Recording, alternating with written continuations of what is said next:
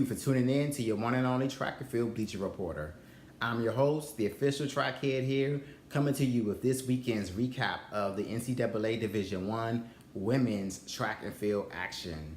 So just like the men's side, I'm only going to focus primarily on the sprint events. I really wasn't planning to do a video this past weekend. I wasn't planning to recap this past weekend. I wasn't really feeling it. So I wasn't really feeling the time and the energy, and I just wasn't feeling like the videos were really being supported and the videos was really being viewed or watched, and I didn't know what kind of content actually I could be of value to give into the community. So I just wasn't kind of feeling it. And so if it wasn't for Connie B, the viewer Connie B, leaving the comment saying, hey, it was some good action going on at the Clemson meet this past weekend. I need to do we need to see your recap. If it wasn't for her making that comment today, you guys wasn't getting no video. So thank you for tuning in. I thank you for, if you've gotten this far, if you've been supporting me on my journey. Like I said in the feedback video that I posted, I need you guys to give me some feedback. I need you guys and to let me know what it is that you like about the channel, what it is that if you watch regularly, if you watched, the whole video, let me know what it is that you enjoyed. Let me know what you have appreciated. Send me a direct message or a comment and let me know what it is so that I can understand what kind of content I need to bring more of to this channel so that I won't feel like I'm wasting my time and I won't feel like I'm wasting you guys' time, or not even wasting your time, because if you're not watching, I'm not wasting your time. But, so I won't feel like that, you're just like clicking the video because you like the thumbnail, you want to see an actual race, but, and not hear me talk. So I don't want to just make a whole bunch of videos, just, taking videos of actual races. I might do that. I may or may not do that going forward, but I kind of wanted to talk about it. I wanted to chop it up. I wanted to just have, have an opinion about it and not just, post what's already out there on clips of races. So if you guys appreciate my commentary, if you appreciate what I'm doing, I need to know, because if not, then I could just keep on watching and looking at the stuff on my own and keep all my comments and my opinions to myself. So again, this, I just want to just bring content that you guys enjoy. Anyway, I digressed. We're talking about the women's NCAA Division I track and field recap. So this past weekend, we had some great meets. We had some good sprint action at the Tyson Invitational in Arkansas. We also had some good action at the Clemson meet at the University of Clemson. And then we had the Don Kirby invite at the University of New Mexico hosted the Don Kirby invite in New Mexico. So we had most of the times come in between those three meets. We'll jump into the women's 60. In the women's 60, every week in the women's 60, I start off with the LSU athlete. I bounce between the top three, and this week is no different. LSU, Aleia Hobbs, she ran your best time of the weekend at the Tyson Invitational meet. She ran a 7:12, which now puts her, she was already the number 2 runner of the season, so now that lowers her time and it makes her an even stronger number 2 runner of the season behind her teammate who ran a 7:08, but it converted to a 7:10 last weekend at New Mexico. So Aleia Hobbs is, showing that she's a good, strong supporting cast, and so she's at the top of the list right now. Her teammate got second at the Tyson Invitational, Kortnei Johnson. Kortnei Johnson ran 7:18. She's now your number 3 competitor of the season. So the LSU Tigers are all 1, 2. The Lady Tigers are 1, 2, and 3 on the list, and somebody has to, a few people did step up this past weekend.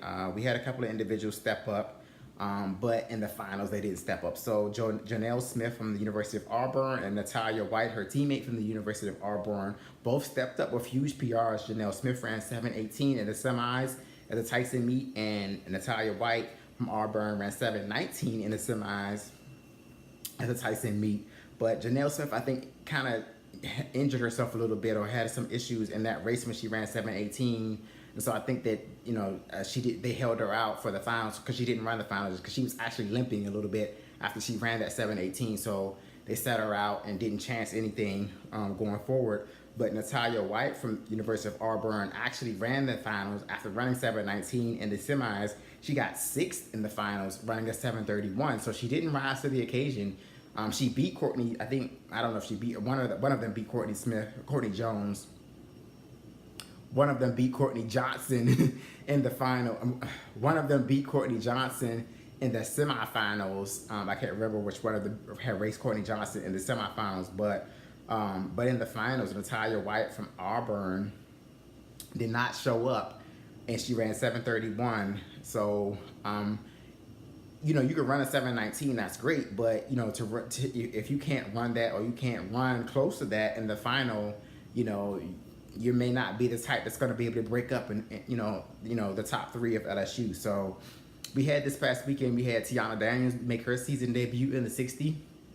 I was waiting to see what she did in the 60 because I know that she was your champion 2 years ago in the 60, and so she was very capable of running at fast times. But I don't know if she had a little bit of injury issue this season, but she looks to be a little bit behind the curve. So she ran like a 7:3 this past weekend at the Tyson meet, and she didn't look all that sharp. So, but it's fine. I mean, she still has her conference meet, and then she has nationals if she drops her time down at her conference meet, because right now she's not in the top 16.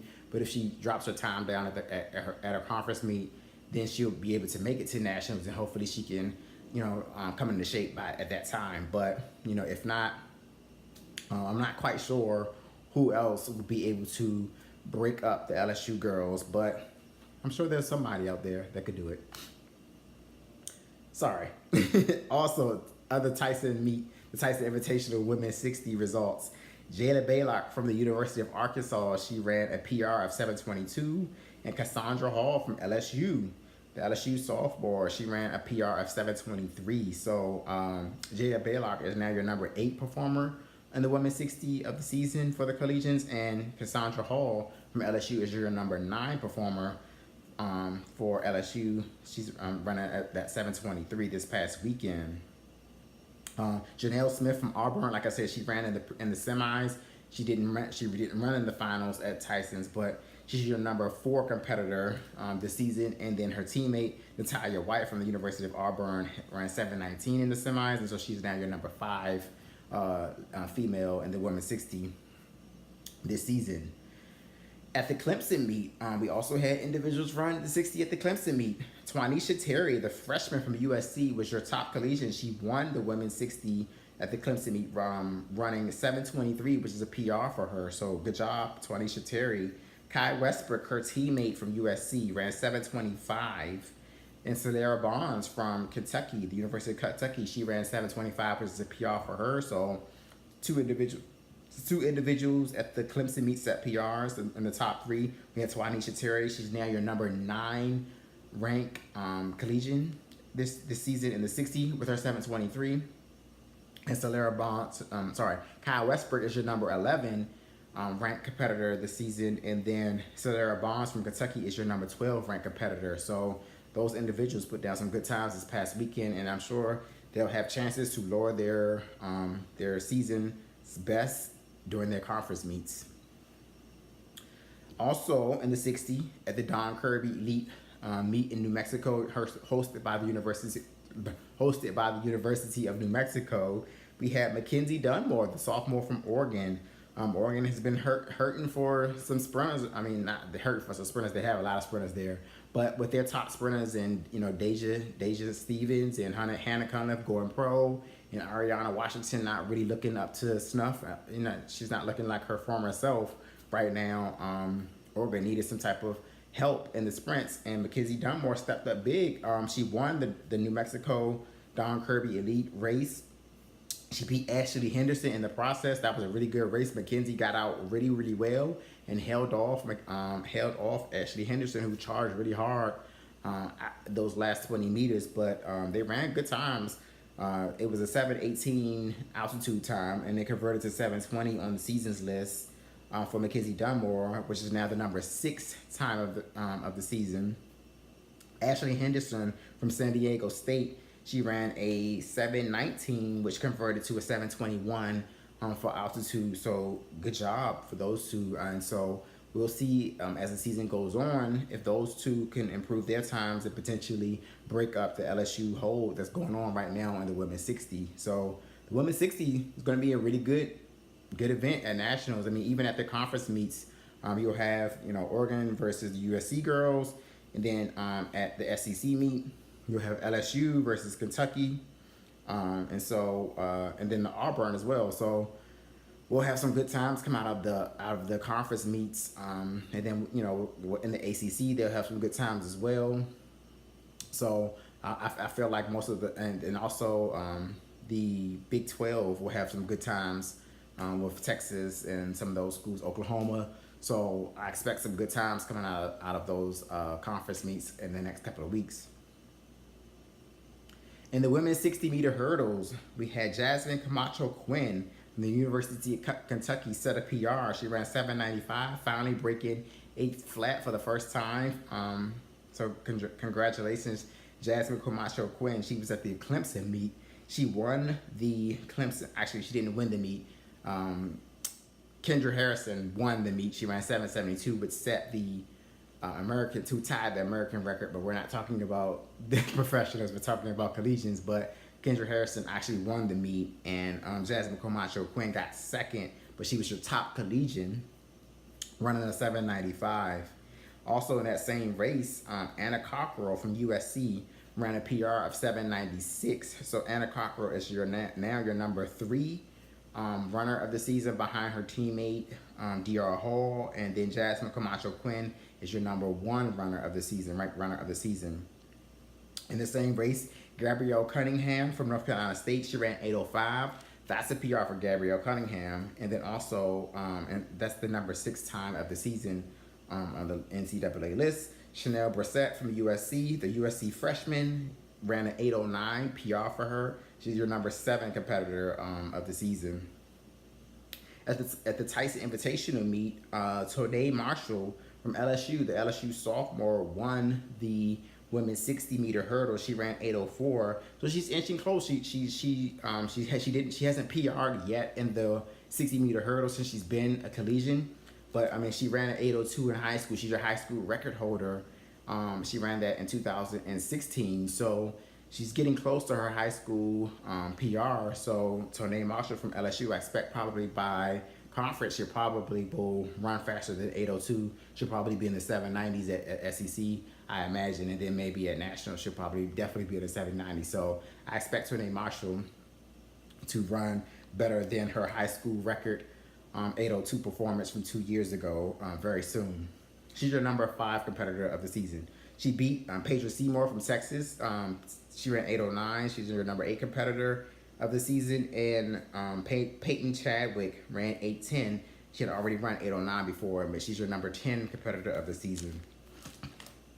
So good marks for the women's 60-meter hurdles. It looks like it's hard to pick your top performer in the women's 60 hurdles of the season. I think it's going to be really close between Jasmine Camacho-Quinn and Deanna Hill. You have Anna Cockrell. You have Kortnei Marshall. So I think any of those 3 or 4 individuals could win, or it could be an upset. It could be somebody that we haven't mentioned. So we'll see. At conference meets, we'll have some really fast times put down, and probably a lot more individuals breaking 8 flat. It's going to take a really fast time to make it to nationals in the women's 60-meter hurdles. In the women's 200, unlike the men, the women's 200 are actually kind of running kind of well. So it's some good results that happened this past weekend in the women's 200. At the Clemson meet, we had Deanna Hill. She shot to the number 1 time of the season. She ran 22:82. The senior from USC. Deanna Hill has been consistent in all her years at USC, and so she's showing that she's continuing that trend. I think she's probably the favorite. Actually, she is the favorite for NCs because she has the best. She doesn't have the best PR. Actually, Ariana Washington has the best current indoor PR, but I don't see Ariana Washington running close to that time this season. So I feel like Deanna Hill, who has the second fastest remaining PR of the individuals that's still still amongst the collegians, she probably has the best chance to win NCs if she continues to run and runs if she runs as fast as she ran 22.5 last year, she got number 3. She got 3rd at nationals. So if she runs like she did last year at nationals, then she definitely will win. I don't see any other runner running as fast as she did right now. Sydney McLaughlin also ran this past weekend. She didn't run in the same heat as Deanna Hill, but Sydney McLaughlin, the freshman phenom, she ran it in a different heat. Winning that heat, she ran an indoor PR of 22.95. So Sydney McLaughlin showing some speed in the 200. Kendal Ellis, she ran in the same heat as Sydney McLaughlin. She ran 22.99. So Kendal Ellis got beat by Sydney McLaughlin in the 200. So that could be something that we talk about at nationals, because that 200 meter speed is what's going to be needed to position yourself well to get to the break. And that 400, if both of those individuals choose, which I think they will, choose to run the 400 at nationals, I think that speed is important. And in a race like that, beating your competitor in the 200 should give you the confidence to be able to break in first if you run against them at nationals. So we'll see. Jasmine Camacho-Quinn, who's having a really good season, a really consistent, strong season. She ran 23 flat, which is an indoor PR for her. So good job, Jasmine Camacho-Quinn. She's now your number 6 competitor, behind Kendal Ellis, who's your number 5 competitor, and number 2 competitor of the season is Sydney McLaughlin. Danielle White from Texas A&M, the sophomore, she ran in that meet as well. She ran 23.08. She's now your number 8 competitor of the season. So we had some solid times put down at the Clemson meet this past weekend. At the Tyson Invitational meet in the women's 200, Kortnei Johnson from LSU, she won the 200. She set an indoor PR for her in the process, running 23.14. So congratulations on Kortnei Johnson. She took down Peyton Chadwick from Arkansas. Peyton Chadwick ran 23.15, and Micaiah Briscoe from LSU ran 23.25. So good job to those individuals. In other meets, we had Gabrielle Thomas from Harvard. She ran 23.02, which was converted for altitude. She's your number 7 competitor of the season. Also, in another meet, actually Gabrielle Thomas ran it at Texas Tech. And so Lauren Rain Williams from the University of Oregon, the Oregon freshman, she ran at New Mexico. She ran the number 18 time of the season, 23.22, which is converted for altitude. So that time, even though she's the number 18 ranked competitor of the season in the top 16 go, there's a couple of individuals like Sydney McLaughlin, Kendal Ellis, Leonard Irby from Georgia that may opt to run the 400 instead of the 200, which that'll open up spots outside of the top 16. So that time may or may not get Lauren Rain Williams into nationals, and she probably will run the 200 at her conference meet, at the MPSF conference meet, but the track that they run is an oversized 300 track at the University of Washington, and it's not that fast. It's not one of the faster indoor tracks, so she may or may not run faster than 23.2, not for being in shape, but just because she's not going to be on the type of track that the SEC meet will be on, or at a Clemson meet like the ACCs will be at. So those times will really be faster than 200, and I think they'll have the advantage over Lauren Rain Williams. So she may or may not make nationals, but I would like to see her make nationals because she was an extreme talent in high school, and I think that she's getting back to after being injured for like a year and a half. She's getting back at it, and if she had another shot to run a fast time on a bank track at a fast track, I feel like she would run a fast time, but she probably might not have that opportunity at the MPSF meet in 2 weeks, but we'll see. So the 200 is going to be an exciting event to watch this season for the women's. So we'll watch it here. In the women's 400, at the Clemson meet, Kendal Ellis, she already ran this past season, the 400. She ran again. She ran 51.57. She didn't run faster than she ran 2 weeks ago, but she ran 51.53 a couple of weeks ago, and she came back and won the Clemson meet this past weekend with not really a lot of strong competition. She ran kind of by herself. She ran 51.57, which is now, she stays as your number 3 ranked time of the season. At the Tyson Invitational meet, we had Chloe Abbott, a Purdue sophomore. She's having a breakout season. She has a really good season. She ran 52.49, which is the overall PR for her. So congratulations, Chloe Abbott. Purdue's has some strong 400 runners. Purdue ran pretty well at Tyson Invitational. So we'll see how they do as the season progresses. Brianna Thomas, her teammate for Purdue, ran 52.56.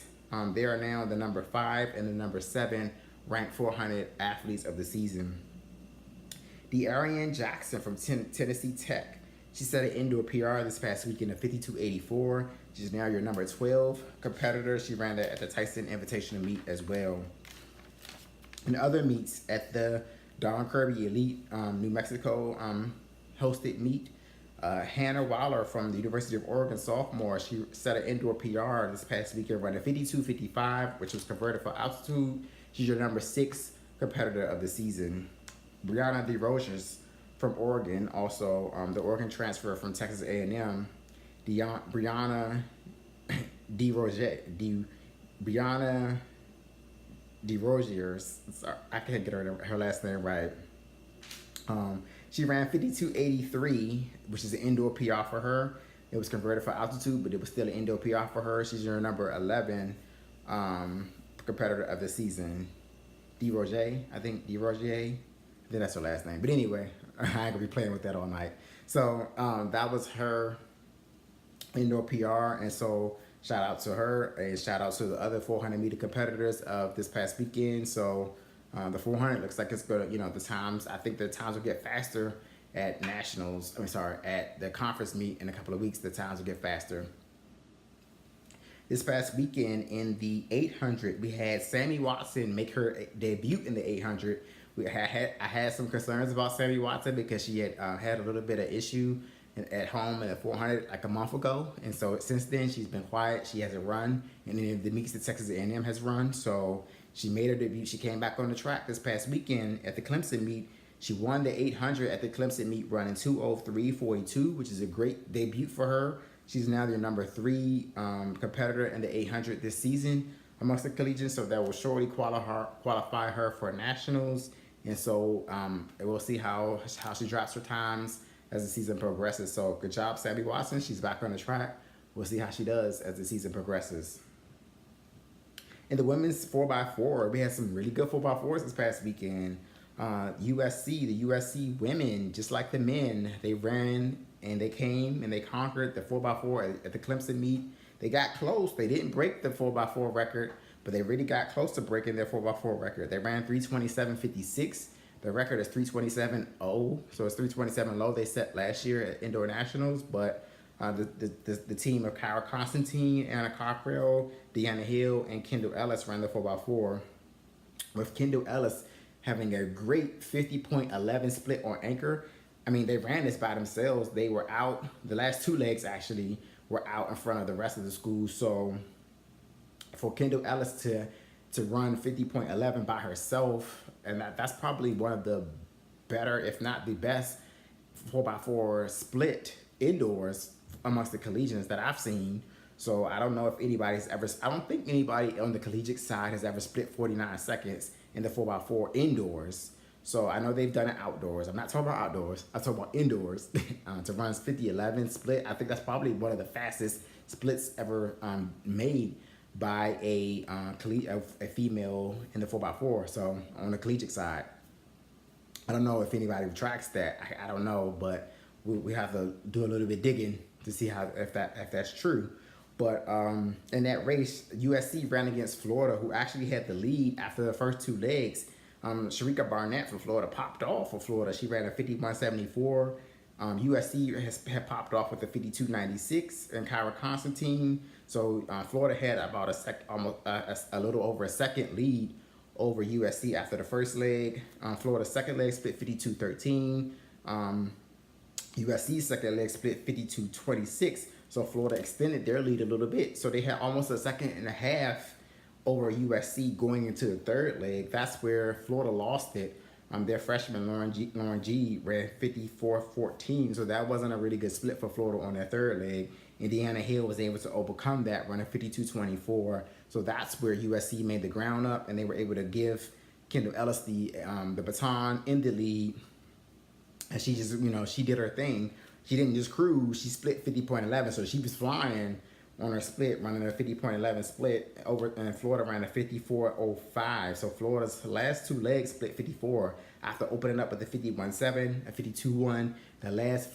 Florida's last two legs split 54 seconds, which is not going to cut it at that level. So Florida ended up running 332.05. They did not improve on their previous season's best. They ran 331 a couple of weeks ago. So Florida is still your number 3 ranked school of the season, but they're going to have to work on their two legs because they're going to have to split way better than that. They need 52s, at least 52s out of those last two legs in order to really be in the conversation come nationals.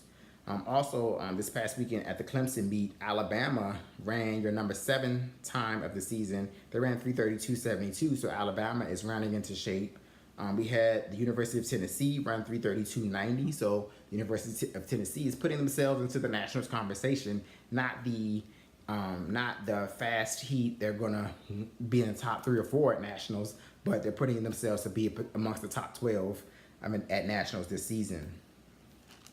At the Tyson Invitational meet, Purdue, they had some good 400s in the 400 open, so they put those 400-meter girls together, and they ran 331. They won the Tyson Invitational, and so that put them at the number 4 time of the season. So Purdue was looking like they could be in your top, 3 or 4. So Purdue can definitely be in the conversation, and I think that'll be, Purdue has never been a top 3 or top 4 type school. So Purdue is positioned right now to really potentially be, on the podium at nationals if they can, keep it together, if they can stay healthy.